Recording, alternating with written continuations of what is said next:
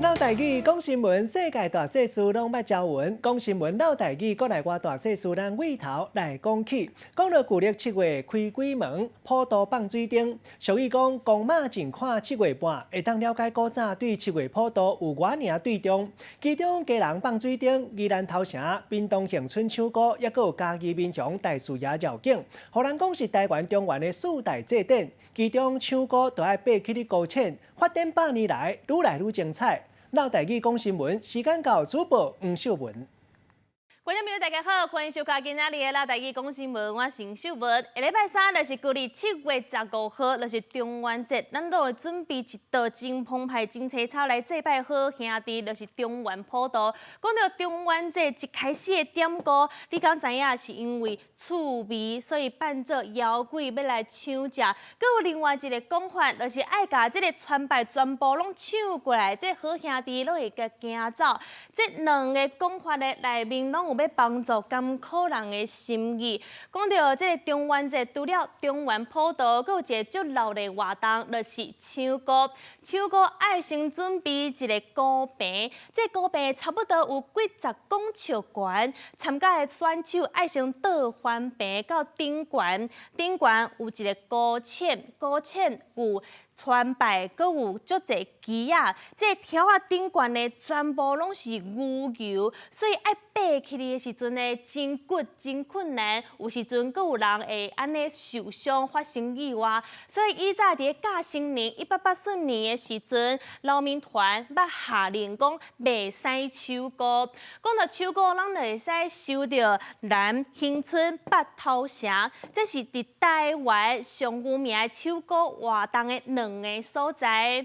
宜兰的头城，伊的唱歌活动举办伫旧历7月30号，就是鬼门关起来的迄天，伊的鼓棚，伊的管道来到43公尺，伊的重4万多公斤。唱歌的活动分做2个阶段，第一个阶段呢是5个人，一个人踢一个人。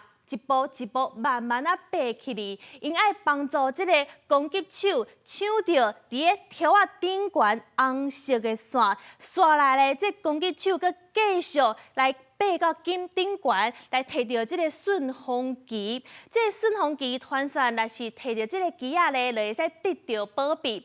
另外，伫屏东的恒春，伊的唱歌的活动，伫个旧历7月15号，就是中元节即天。以前的时阵，是会用4支差不多12公尺的叉箍来甲这个鼓棚搭起来。这4支叉箍代表恒春城内面的4座古城。即马咧，这个叉箍已经改变啦，来到36支，悬来到23公尺。所来爱甲大家来了解的是，甲中原甲唱歌有关系的俗语。第一句是，你若有听过有人讲，这个人食饭那唱歌，意思是感觉这个人食饭的时阵食甲真紧，食甲真着急。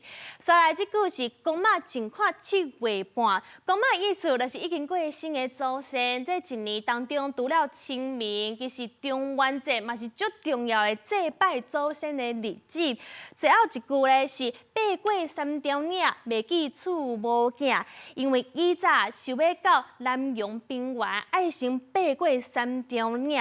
毋过迄时阵交通无啥方便，而且不时阁有天灾，所以爬山的时阵其实非常的危险，所以无法度照顾厝内面的母囝。这句话即摆嘛会使来形容，在唱歌的这活动进行的时阵，非常的挑战，非常的困难。